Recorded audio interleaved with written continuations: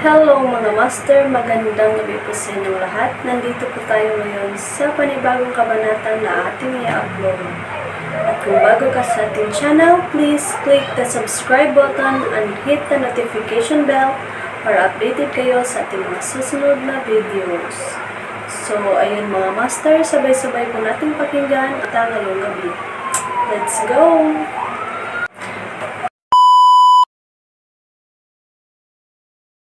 Kabanata 1781 hanggang 1790. Kabanata 1781. Ikaw ba si Levi? Mayroon kang parehong mga diskarte kay Levi. Ang mga mata ng 13 rank 7 na mandirigma ay napuno ng takot nang sila ay nasa pintuan ng kamatayan. Nakipag-away kay Levi, nakilala nila ng husto ang kanyang mga diskarte. Kaya naman hinala nila ang lalaking nasa harap nila ay si Levi. Pumunta ka sa impyerno. Matapos silang lipulin, ang misteryosong lalaking nagpanggap kay Levi ay naglabas ng malinis at puting panyo para panasan ang kanyang mga kamay. Ang kanyang mga mata ay kumikinang habang ang gilid ng kanyang mga labi ay pumulupot sa isang ngiti. Hindi nagtagal, umalis siya sa Paradise Villa. Walang inaasahan na ang seremonya ay magiging isang patayan. 10,000 bihasang mandirigma ang namatay. Wala kahit isa sa kanila ang nanatiling buhay, kabilang ang 13 ranggo 7 mandirigma. Kung ang balita ay tungkol sa, ang buong mundo ay tiyak na mayayanig. Ang pagpuksa sa lahat ng mga mandirigma ay isang mapangwasak na dagok sa mundo ng martial arts sa Erudia. Ang mga mandirigma mismo ay hindi kailanman naisip na ang ganitong kalamidad ay darating sa kanila. Higit pa rito, hindi inaasahan ni Levi na may magpapanggap sa kanya at tatapusin ang mga mandirigmang ito. Ginamit pa ng impostor ang parehong mga diskarte gaya ng sa kanya. Sa katunayan, walang makapagsasabi ng anumang pagkakaiba sa pagitan nila. Kung tutuusin, marami sa kanila ang gustong kunin si Forlivia bilang kanilang mga alagad, kaya't hindi sila magkasundo kay Levi. Talagang may motibo siya para gawin iyon. Tsaka yun naman talaga ang techniques niya.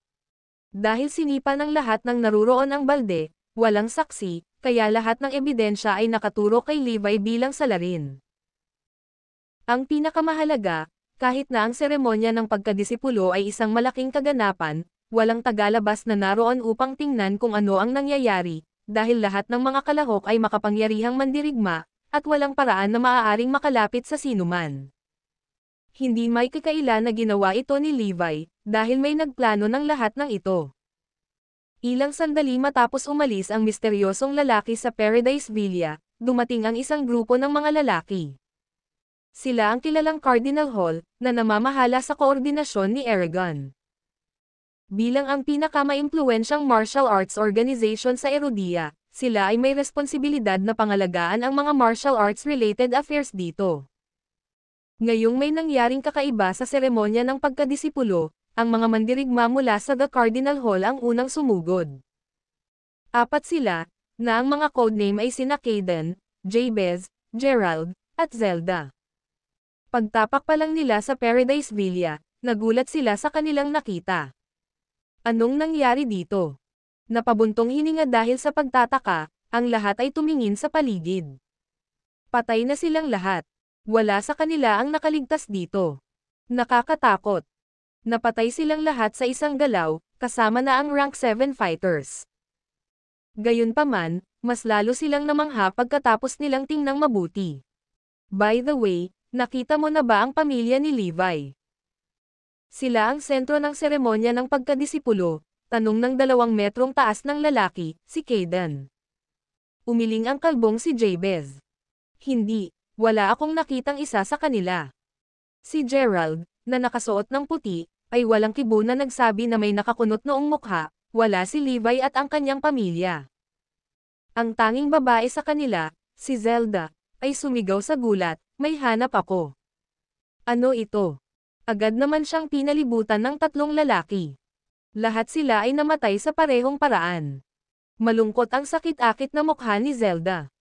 Ibig sabihin ba nito ay pinatay sila ng isang tao? Tanong ni Caden. Tama iyan. Sila ay pinatay ng parehong tao gamit ang isang demonyong pamamaraan. Ilang araw na ang nakalipas, sinabi sa amin ni Eragon na ang teknik na ginamit ni Levi ay eksaktong kapareho ng sa Fiery Demon, panunuyan ng babae.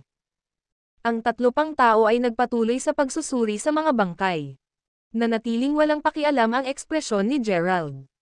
Oo, ito ay talagang kapareho ng pamamaraan ng Fiery Demon. Oo, tama ka. Siya yun. Sabay silang tumalon sa conclusion. Sa pagpapalitan ng tingin, iisa ang isip ng 4. Ayon, ang mga kriminal na iyon sa balita ay nakikita na ni Levi bilang ulo nila. Nailigtas pa niya ang mga ito noon pa man. Ito ay nagpapakita na siya ng bagong demonyo. Kaya naman, nakakasigurado tayo na si Levi ang nagtapos sa kanila. Ang video na ito ay edited by Urban Storytelling. Kabanata 1782. Hindi may kakaila. Lahat ng mga pahiwatig at ebidensya ay nagpapahiwatig na si Levi ang mamamatay tao. Walang patunay na ibang tao ang gumawa nito. Hindi mahirap hulaan ang motibo niya sa masaker na ito.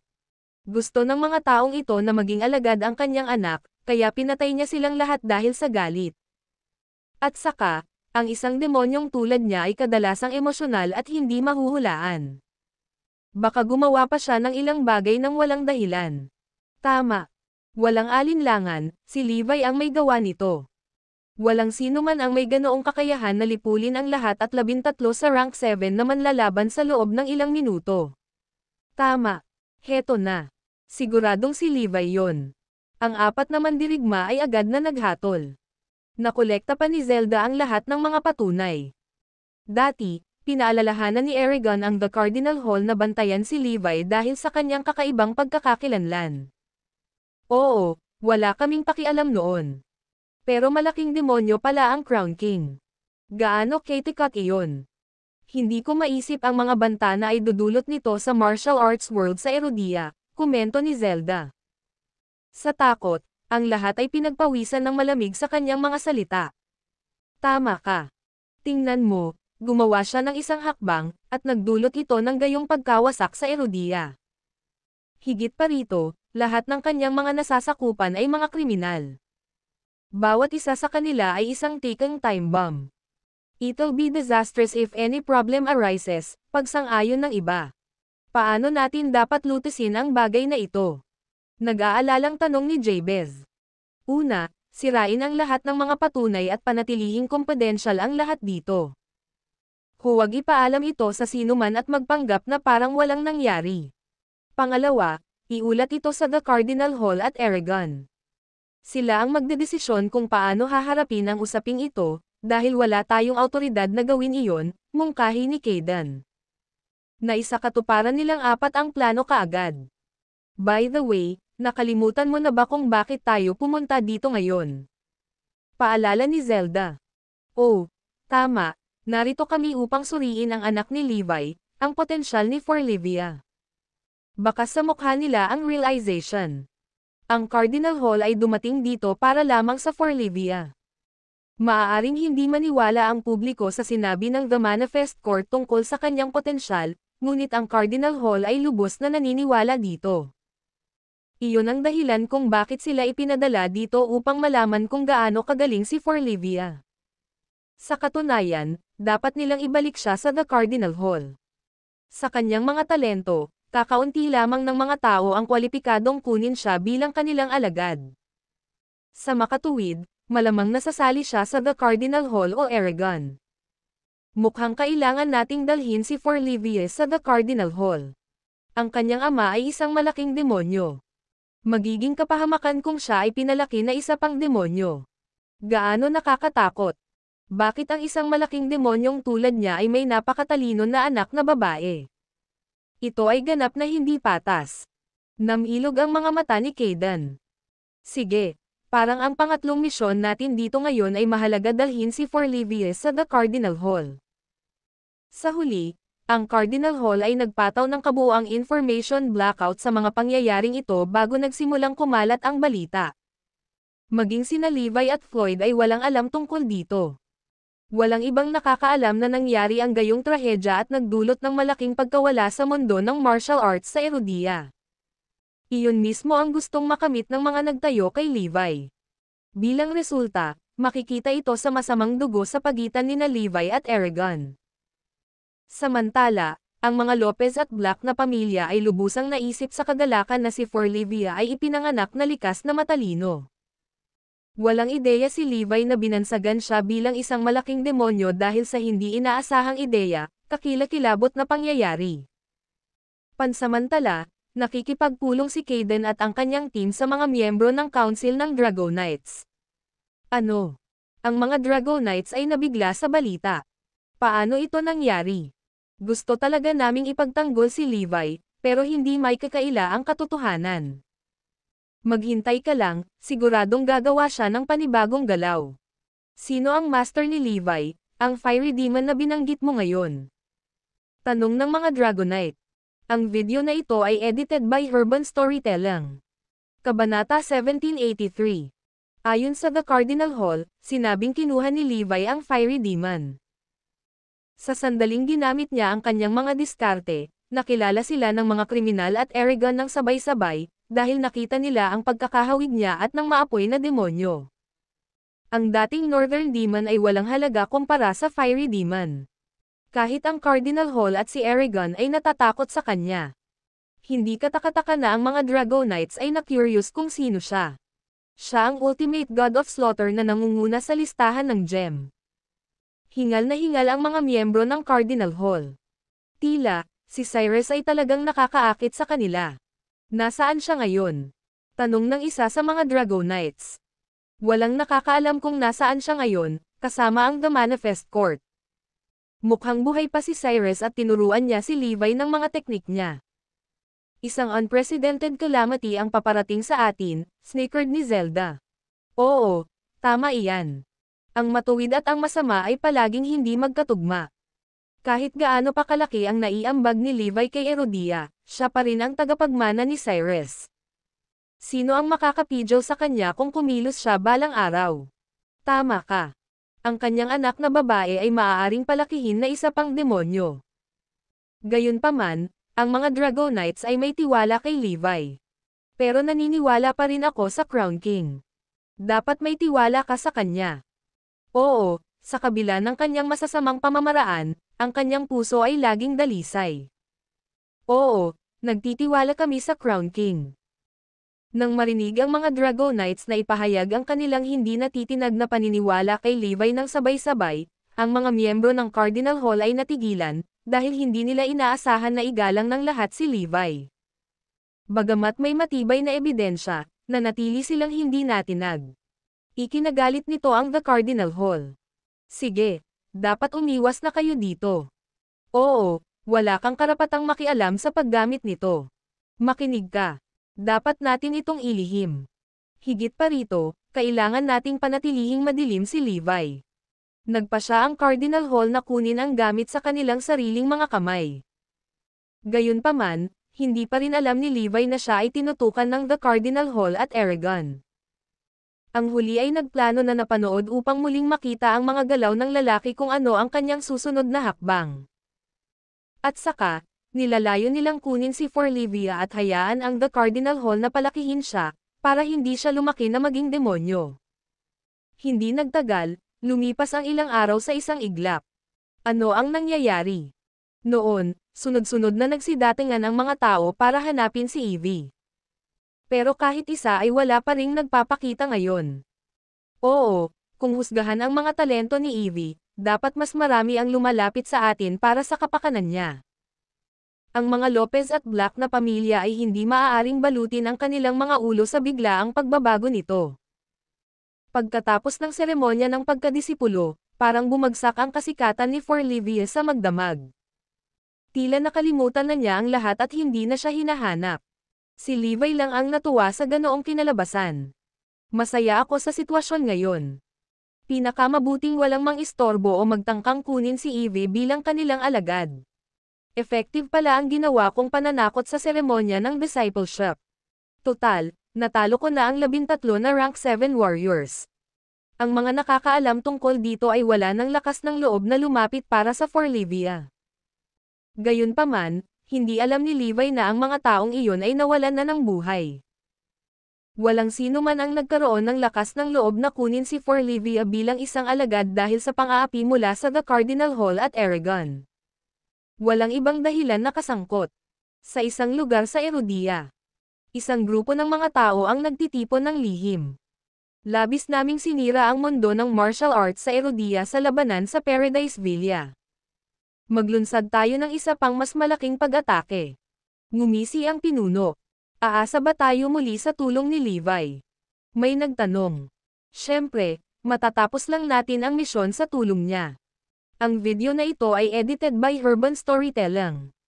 Kabanata 1784. Umaasa kami sa iyo muli. Napatingin ang lahat sa lalaking nasa sulok. Siya ang nagpanggap kay Levi noong massacre sa Paradise Villa. Fine, mahinang sagot ng lalaki. Tama. Tapusin natin ito ASAP. Bumubuo sila ng isang plano na mayayanig ang buong bansa. Kasabay nito, si Jared ay magsisimula na rin sa sarili niyang plano. Dahil nakumpirma niyang hindi siya binabantayan ni Levi, kaya niyang gawin ang lahat ng gusto niya. Malapit na akong magkaroon ng autorisasyon para sa Lab Number 1. Ito ang magiging perpektong lugar para sa aking perpektong eksperimento. Tumawa ng baliw si Jared. Nais niyang tapusin ang kanyang eksperimento sa Lab Number 2, ngunit dinurog iyon nina Levi at Winona. Dahil doon, nagbago ang isip ni Jared. Ngayon, gusto niyang kumpletuhin ang kanyang nakakabaliw na plano gamit ang Lab Number 1. Ang Lab Number 1 ay ang pinakamahusay na laboratorio sa base ng pagsasanay. Kung magagamit ito ni Jared sa kanyang kalamangan, ito ay magtataas ng pagkakataon ng tagumpay ng kanyang eksperimento. Ang panganib ay mabilis na lumalapit, at tahimik din. Gayunpaman, hindi iyon nakaligtas kay Levi. Matalas siyang tao, kaya alam niyang kung mas mahinahon ito, mas malala ang bagyo. Sobrang tahimik. May malaking mangyayari. Nag-double check pa si Levi kung saan-saan kung may namiss siya, pero wala siyang nakuha. Hindi niya masyadong iniisip ang kaso kay Forlivia. Dahil naisip niyang walang gagawin ang lahat sa kanya salamat sa kanyang napakalaking lakas. Sa isang magandang araw, nakikipag-usap si Levi sa West Skylord tungkol sa mga nangyari nang may dumating sa kanya mula sa The Cardinal Hall. Ang kanilang pagbisita ay nagulat kay Levi, syempre. Ang Cardinal Hall at Eragon ay ang pinakamahusay na tagapagtanggol ng bansa, at hawak nila ang lahat ng kayamanan at lihim ng pati na rin. Nagtataka siya kung bakit nandito sila para sa kanya. May kailangan ka ba? Tanong ni Levi. Ang apat mula sa The Cardinal Hall ay nakilala kay Levi ng maingat. Maya-maya, humakbang si Kayden. Ang Crown King, akala ko. Nandito kami para sa isang simpleng bagay, ang anak mo. Ipinaliwanag ni Zelda, na pagpasyahan naming sanayin ang iyong anak, kaya narito kami upang makita kung handa siya. Hindi na kailangan yan. Kaya ko siyang sanayin mag-isa. Ang pagtanggi ay nagalit kay Kayden at sa kanyang club, ngunit nag-aalala rin ito sa kanila. Kung hindi nila personal na sanayin si Forlivia, maaaring maging banta siya sa kanila kung sakali. Ngunit bago pa man makapagsalita ang sinuman, may sumigaw, bakit hindi? Iyon ang pinakamagandang lugar na maaaring puntahan ni Evie. Narinig ng mga Lopez at Black na pamilya ang nangyari, kaya galit silang lumapit kay Levi.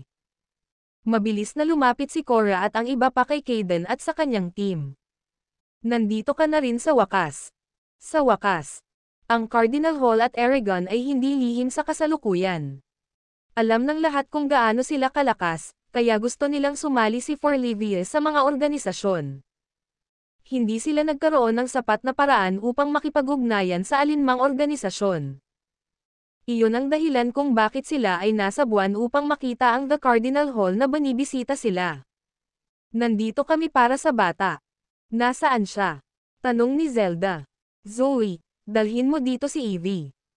Makalipas ang ilang sandali, bumalik si Zoe kasama si Forlivia, at sinimulang subukan ang mga taong bumubuo sa The Cardinal Hall at talento ni Forlivia.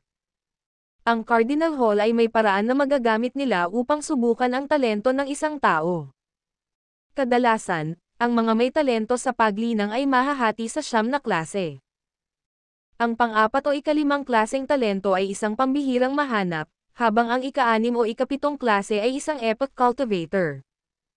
Ang isang ika-8 klaseng talento ay magiging mas bihira kaysa doon, kung minsan ay lilito lamang ng isang beses sa isang milenyo.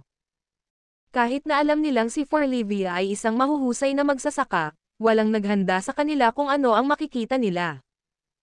Sa pagkabigla ng lahat, si Forlivia ay isang talento sa ika-9 na klase, ang pinakamataas na klase ng mahuhusay na magsasaka sa mundo.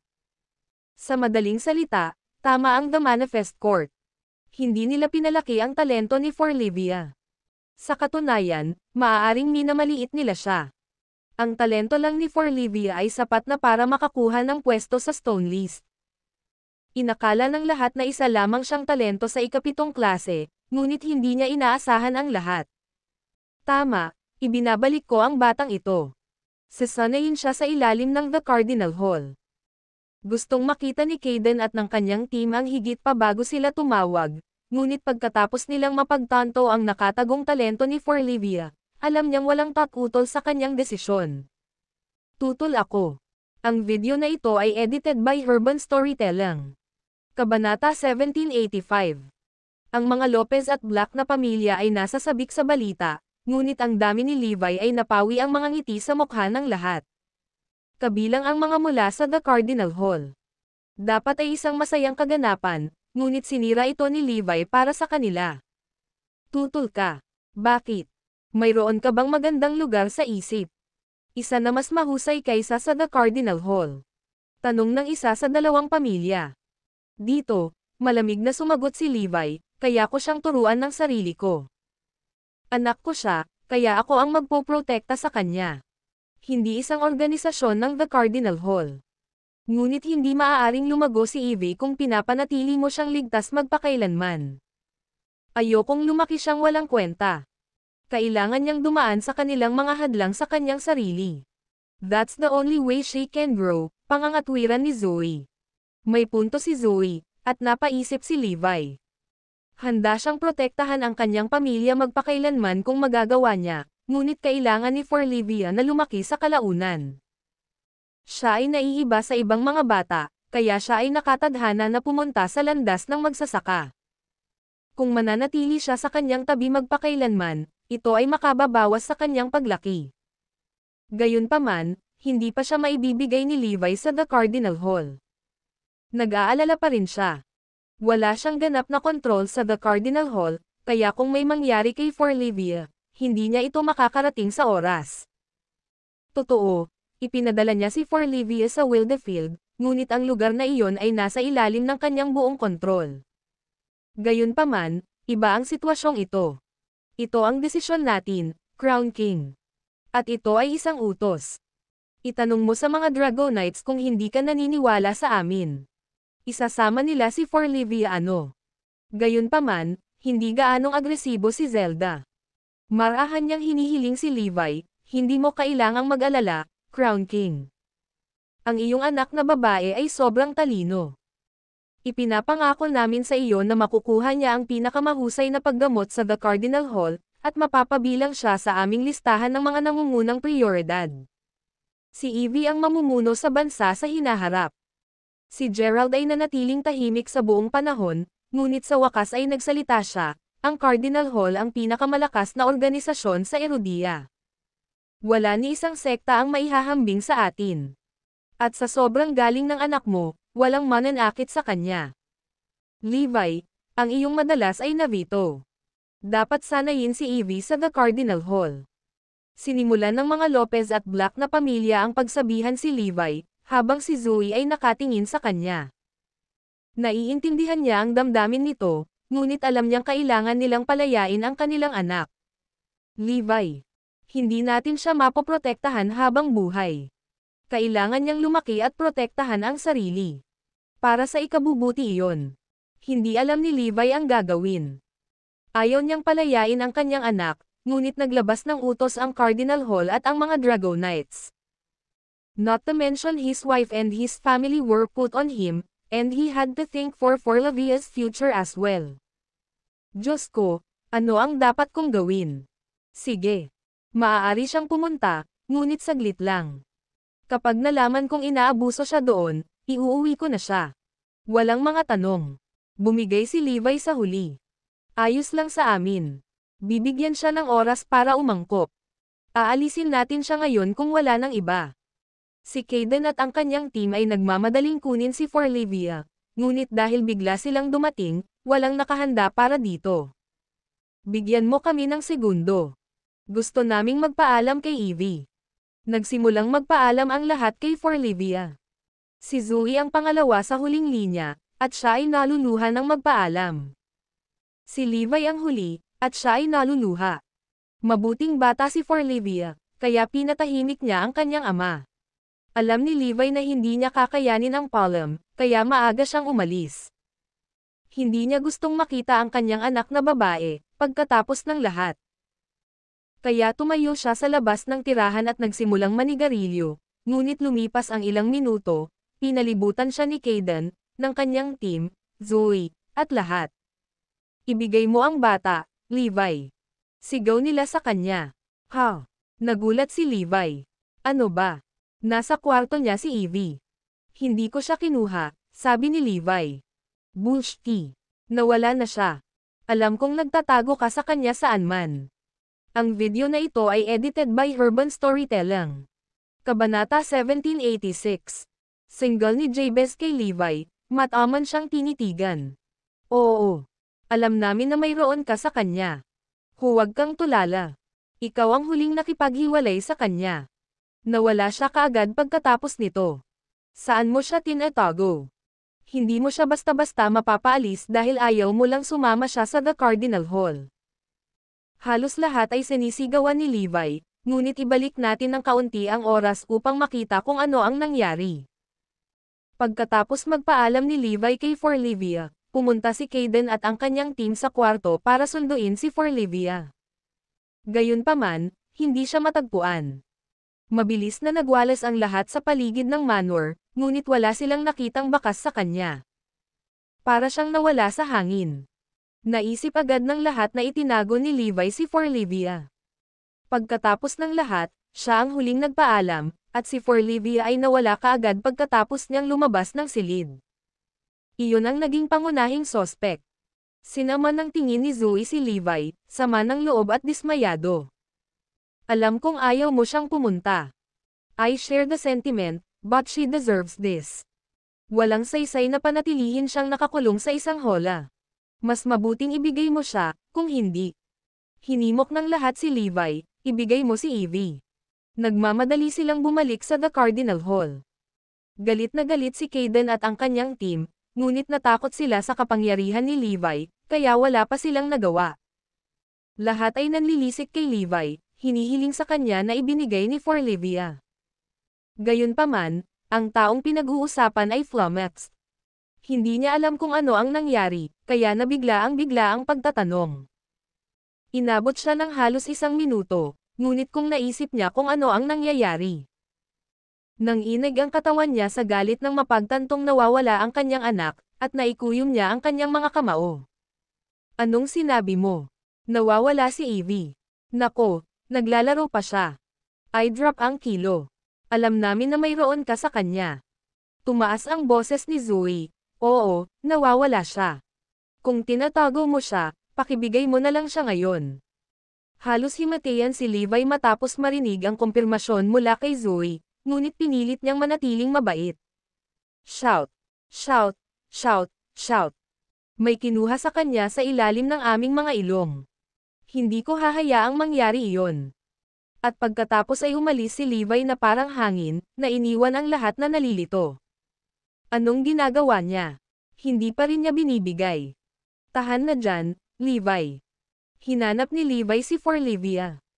Matapos ang isang mabilis na pag-scan sa paligid, napansin niya ang mga labi ng isang espesyal na enerhiya sa kailaliman ng isang kagubatan. Tila, si Forlivia ay dinukot.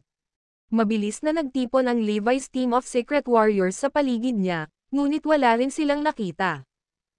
Dahil nandoon si Levi, ipinuwesto niya ang kanyang club sa malayo, kaya kung malakas ang kalaban, baka makatakas lang sila nang walang nakakapansin.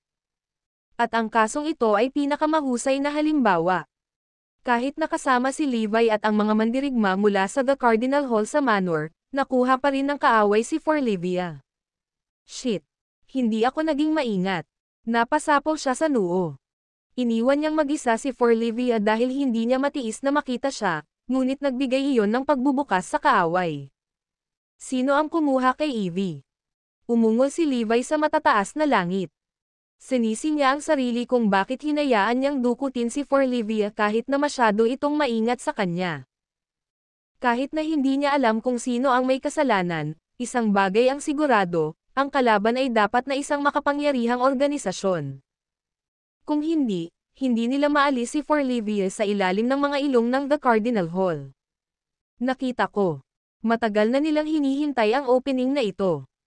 Ang pagdating ng Cardinals Hall ay nagbigay sa kanila ng eksaktong pagkakataon na kailangan nila. Nasaan si Evie? Ibigay mo siya. Sinimulan na siyang sigawan ng lahat, labis na ikinaiinis niya. Evie's F***ing abducted, and you damn imbeciles still think I'm the one who talked her away. Ang video na ito ay edited by Urban Storytelling. Kabanata 1787. Ang pagkawala ni Forlivia ay yumanig kay Levi hanggang sa kanyang kaibuturan, ngunit walang pakialam ang lahat. Hindi nila alam, kaya patuloy silang sumisigaw at sumisigaw sa kanya. Kung hindi lang sila ang pamilya niya, sinisiraan na sila ni Levi. Sinaman niya ng tingin si Kayden at ang team niya. Na-abduct ang anak ko. Wala akong oras makipagtalo sa inyo mga tanga. Siya ay dinukot. Nagulat ang lahat, pero ngumisi si Kayden. Imposible. Ibig mong sabihin kinuha nila siya sa ilalim ng aming mga ilong. Sa tingin mo kami ay tanga. Maangas na tinitigan ni Jabez si Levi. Oo. Nasa Manor kaming lahat. 100 metro lang ang layo niya sa amin. Ibig mong sabihin sa amin na dinukot nila siya kahit sa ilalim ng kondisyong iyon. Magpakatoto. Tama sila. Minamaliit mo kami. Hindi siya maaaring dalhin ng kalaban kasama natin doon, sang-ayon ni Zelda. Malamig na tinignan ni Gerald si Levi. Walang sino man ang maaaring kumuha sa kanya sa ilalim ng aming pagbabantay. Not to mention hindi rin namin sila napansin. Nagsisinungaling ka. Oo. Isa lang ang posibilidad dito. Itinago mo ang bata at sinisi mo sa iba, akusasyon ni Kayden kay Levi. Si Levi ang huling nakakita kay Forlivia, at alam nilang siya ang Crown King. Sa sobrang lakas niya, madaling itago si Forlivia sa isang lugar. Ngumisi si Levi. Alam mo kung bakit nila nagawang alisin siya sa ilalim ng iyong mga ilong. Dahil basura ka. Lahat kayo. You little. Gerald gritted his teeth, murder swelling up in him. Naninindigan ang lahat na itinago ni Levi si Forlivia. Dahil malinaw ito sa ebidensya, tulad ng massacre sa Paradise Villa. Wala akong panahon para dito. Hahapin ko si Evie. Hindi pinansin ni Levi ang lahat at aalis na sana. Pero pinigilan siya ni Gerald. Sa tingin mo makakaalis ka? Umalis ka na sa daraanan ko o lalayasin kita. Halos ramdam na ramdam ang pagpatay sa mga mata ni Levi. Lumayo ka sa kanya, Gerald. Sabi ni Kayden kay Gerald. At walang gana siyang umatras. Bakit mo ako pinigilan? Hindi ako magpapatalo sa kanya. At mayroon akong mga lalaki na sumusuporta sa akin. Hindi akalain ni Gerald na matatalo siya kay Levi, kahit malakas si Levi para makapasok sa gem list. Kung tutuusin, siya ang pinakamalakas sa 4, at mas malakas siya kaysa sa isang manlalaban sa rank 7. Mas mabuting huwag na natin siyang i-cross. Kung ibabalik natin siya sa isang sulok, sino ang nakakaalam kung ano ang gagawin niya? Paliwanag ni Kayden. Ano ang dapat nating gawin ngayon? Bantayan mo siyang mabuti. Basta sumunod tayo sa kanya, ihahatid niya tayo sa babae, utos ni Kayden. Huwag kang mag-alala. Ibibigay natin sa kanya si Evie. Zoe, siguraduhin mong ibibigay niya sa iyo si Evie, nakuha mo ba? Sinisikap ng mga Lopez at Black na pamilya na pasayahin ang mga mandirigma, ngunit tinanggihan nila ang alok. Hindi na kailangan yan. Kakayanin natin ito sa ating sarili. At umalis na sila. Malapit nang kumilos si Levi. Isa lang ang simpleng dahilan kung bakit ayaw niyang paalisan ang babae sa amin. Ayaw niyang lumaki siya bilang isang matuwid na mandirigma. Kaya siya mismo ang gustong magpalaki sa kanya, pagsusuri ni Kayden. Kailangan natin siyang bantayan at ibalik ang babae. Ito ay mahalaga. Kailangan natin ng backup. Si Levi ay isang matigas na mani na pumutok. Sige. Makipag-ugnayan tayo sa The Cardinal Hall at sabihin sa kanila kung ano ang nangyari. Pagkatapos umalis ni Levi, mabilis niyang kinontak ang mga dati niyang subordinate at sinabihan silang hanapin si Forlivia. Pinaalis pa niya ang pinakamalakas niyang alipors para lang mahanap ang nawawala niyang anak. Siya ay nagpapanik, ngunit ang silver lining dito ay ang dinukot ng kaaway si Forlivia sa halip na patayin ito ng direkta. Obviously, may sarili silang plano. Baka ako talaga ang target nila. Ang pag-iisip na iyon ay nakikita sa kanyang gulat. Kasabay nito, dinala si Forlivia sa isang lugar sa Erudia. Pagdating niya sa lugar, nagpakita sila. Higit sa lahat, ang mga taong iyon ay. Ang video na ito ay edited by Urban Storytelling. Kabanata 1788. Nakita na ni Levi ang grupong ito ng mga lalaki noon. Noon, sa sementeryo malapit sa Fair Lake City, may ilang Raysonia samurai sa pamilya Tate. Nang mabangga nila si Levi, may kakaibang tingin ang bumungad sa kanilang mga mukha. Kaagad, pinilit nilang humingi ng tawad ang pamilya Tate.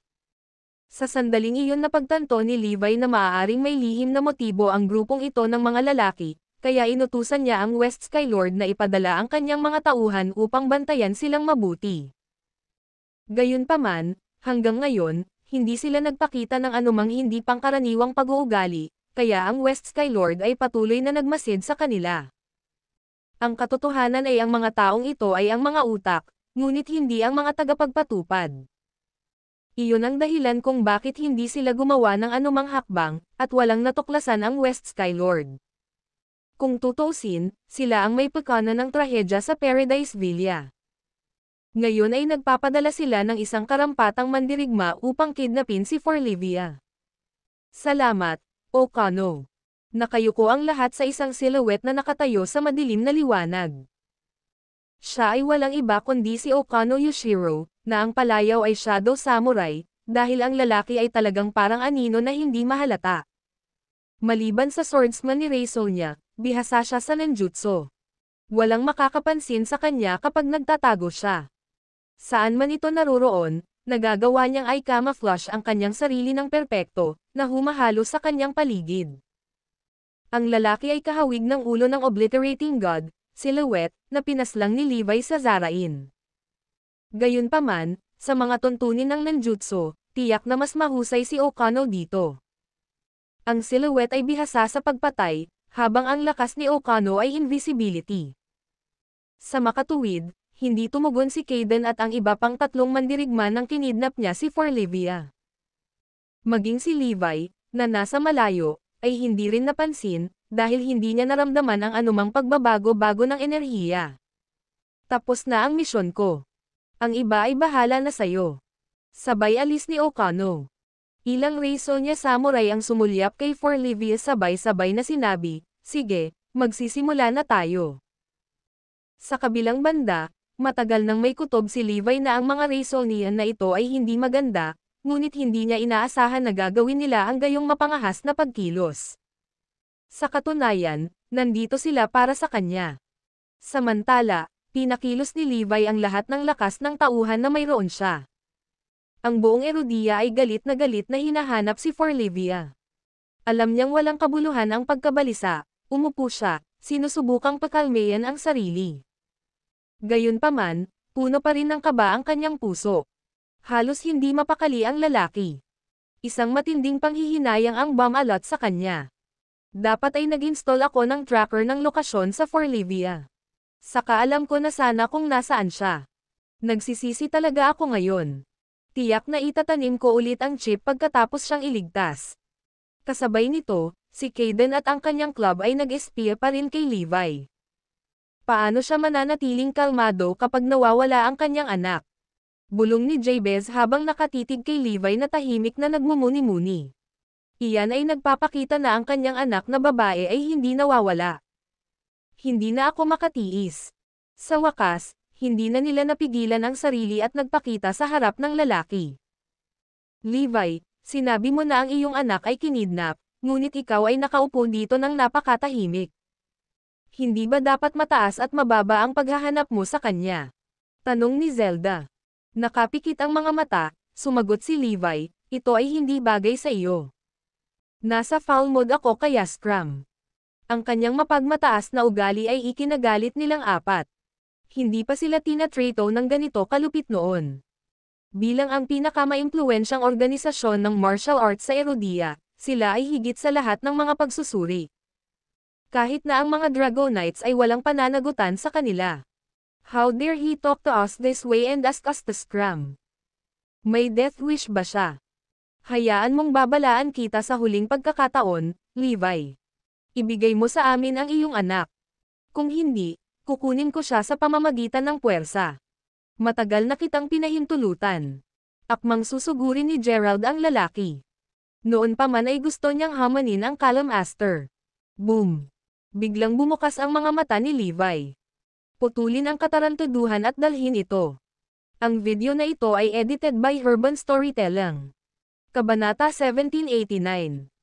Hindi pa nakaramdam ng sobrang inis si Levi noon, ngunit walang humpay na nag-uusap sina Gerald at Kaden sa paligid niya. Nadaig siya ng isang mamamatay tao na hangarin na kitilin ang kanilang mga buhay. Papatumbahin ko silang apat. Gusto siyang pigilan ni Kaden at ng dalawa pa, pero huli na ang lahat. Tense ang kapaligiran, at malapit nang sumiklab ang labanan sa pagitan nila. Si Gerald ay puno ng pananabik habang siya ay ngumisi. Gusto kong makita kung gaano kalakas ang isang mandirigma sa top 20 sa listahan ng GEM. Kaya kung tapusin ka sa isang suntok. Nakakuyom ang kamao, akmang susuntukan ni Levi. Boom boom boom. Habang itinataas ng lalaki ang kanyang kamao, ang lupa ay nanginginig ng husto, at ang mga malalakas na unos ng hangin ay pumutok. Isang mapang-api at mabigat na momentum ang bumagsak kay Gerald. Tumigas ang ekspresyon ni Kaden at ng iba. Ang isang mandirigma ng gem list ay walang alinlangan na hindi kapani-pani walang makapangyarihan. Maging ang mukha ni Gerald ay napalitan ng pagtataka, ngunit mas lalo siyang kinilig. Habang mas malakas si Levi, lalo siyang naintriga. Inihahanda ni Gerald ang kanyang sarili na gamitin ang kanyang pinakamalakas na pamamaraan, determinadong makipagkompetensya laban kay Levi.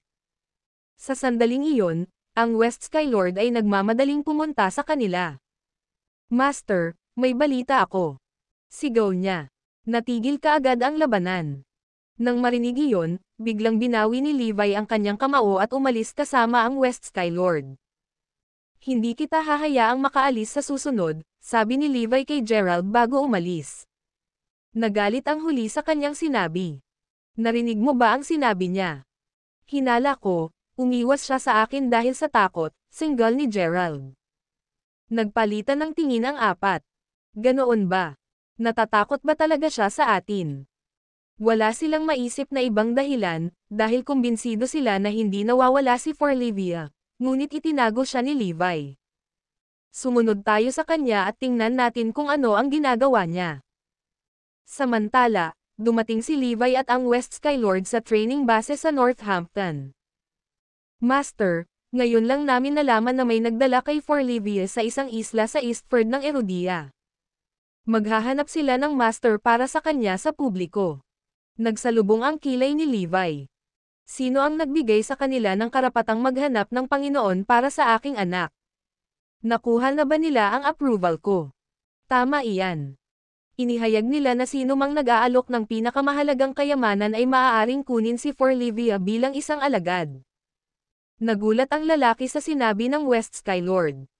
Ang kanyang ekspresyon ay nagbago ng husto. Ano?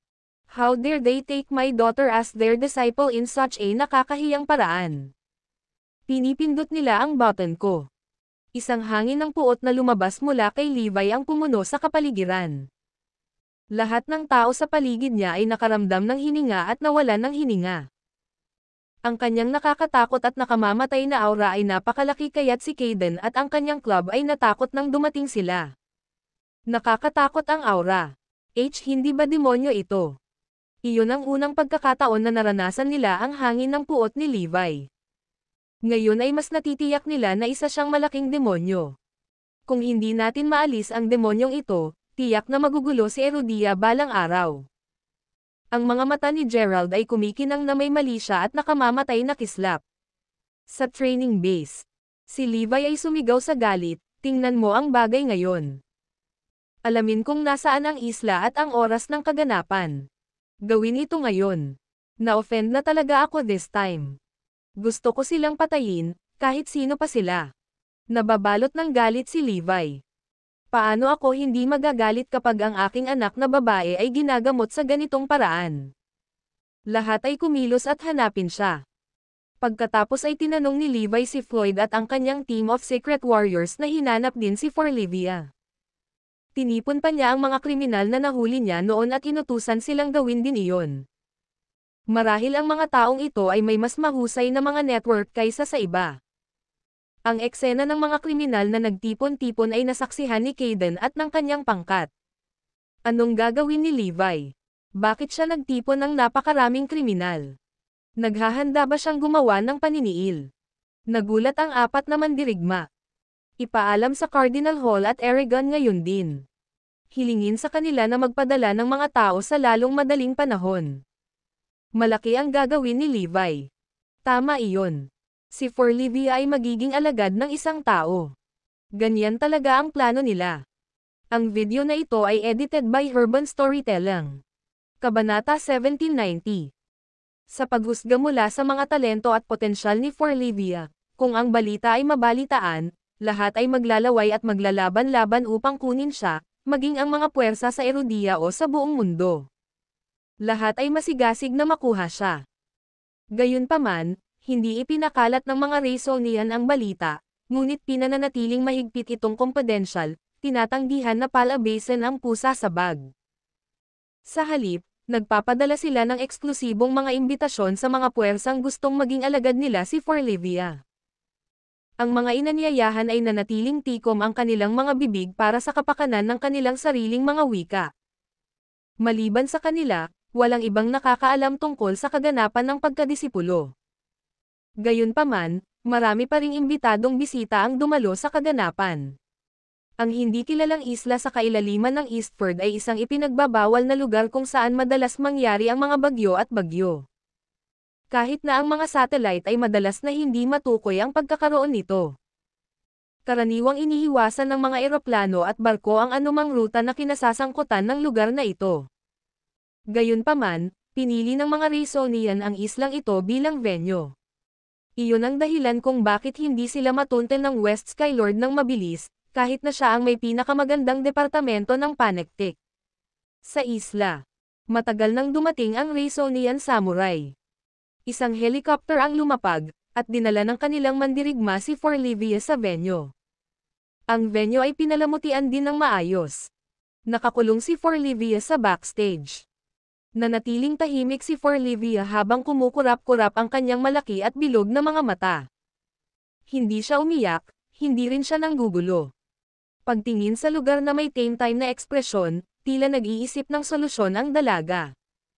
Kahit bata pa siya, matalino siyang bata. Ang kanyang kakaibang karanasan mula pagkabata ay nagiging dahilan upang siya ay maging mas mature kaysa sa kanyang mga kapantay. Nakakuyom ang kanyang mga kamao, napabuntong hininga siya. Hindi pa rin ako malakas. Ang magagawa ko na lang ay maghintay na dumating si Papa para iligtas ako. Gayunpaman, gusto niyang gawin ang lahat ng kanyang makakaya, sinusubukang alalahanin ang bawat mukha dito sa lugar na ito. Kahit na nakamaskara ang mga ito, sinubukan pa rin niyang alalahanin ang mga kakaibang katangian nila. Napansin pa niya ang kanilang lengguwahe at tono ng boses, para magkaroon pa si Levi ng higit pang mga pahiwatig mamaya. Nakasuot ng maskara, ngumisi ang ulong Raysonian. Tingnan natin kung magkano ang kikitain ng henyo ni Erudia para sa atin. Hahaha. Hindi na ako makapaghintay na malaman. Nakatakda na ang lahat. Ang kailangan lang nilang gawin ngayon ay maghintay sa pagdating ng mga interesado sa pagiging disipulo. Boom! Boom! Ilang sandali pa, umalangaw-ngaw ang mga dagandong sa kalangitan sa itaas ng isla. Bumaba ang isang helicopter, at narito ang unang bisita. Ang lalaki ay si Kalan, isang Diyos ng digmaan at ang pinuno ng Dragon Palace, at isang mahabang panahon ng puwersa sa Erudia. Ilang pulgada na lang ang layo niya bago maabot ang rank 8. Bilang ika-19 na mandirigma sa listahan ng GEM, isa siyang ranggo na mas mataas kaysa kay Levi. Pagkatapos ng pangako ng mga Diyos at iba pang krisis, maraming puwersa noon ang isa-isang lumitaw. Gayunpaman, ang pinakamataas at pinakamakapangyarihang puwersa ay nakatago pa rin sa mundo at hindi kailanman lumitaw. Walang nakakaalam kung paano nagawang imbitahin sila ng mga Raisin Ians. Ipinakita nito kung gaano sila ka-impluwensya. Vroom. Ang pangalawang panauhin ay si Eloy, ang master ng Thunder Palace at ang ika-15 mandirigma sa listahan ng GEM. Ang ikatlong panauhin ay ang gobernador ng lungsod ng Fair Lake. Nireranggo niya ang 13 sa listahan ng GEM. Pagkatapos, naroon ang ika-4 at ika-5 bisita. Hindi nagtagal, dumating ang kinatawan ng maraming puwersa. Halos lahat ng nagreranggo sa ika-11 hanggang ika-20 ay ipinakita. Dumating na ang ika-16 na bisita. I welcome natin si Hayden, ang pinuno ng Hades Palace at ang ika-12 mandirigma sa listahan ng GEM sa Erudia. Narito na ang ika-17 bisita. Siya ay walang iba kundi si Aina mula sa 5 Dragon Hill. Bilang ika-11 mandirigma sa listahan ng GEM, siya ay isang dalubhasa sa mga mahiwagang pamamaraan. Pagkakita ng dalawa, sunod-sunod na hingal ang mga tao. Bukod sa nag-iisang 10 mandirigma sa listahan ng GEM, lahat ng iba ay dumating. Talagang nakakatakot na magkaroon ng kalahati ng GEM list warriors dito. Maliban sa mga puwersa mula sa Erudia, mayroong 12 ng mga sinaunang puwersa mula sa mga kalapit na bansa. Dumating na rin ang lahat ng mga inimbitahang bisita. So yun lang mga master, natapos na ang ating ngayong gabi. Kita-kita po tayo ulit sa ating mga susunod na videos. Maraming salamat mga master sa pagsuporta sa ating munting channel. At kung may gusto mang magpa-shoutout, comment down below. Shoutout natin yan sa ating next upload. Don't forget to like, share, subscribe, and click the notification bell for more updates and upcoming videos. Bye-bye!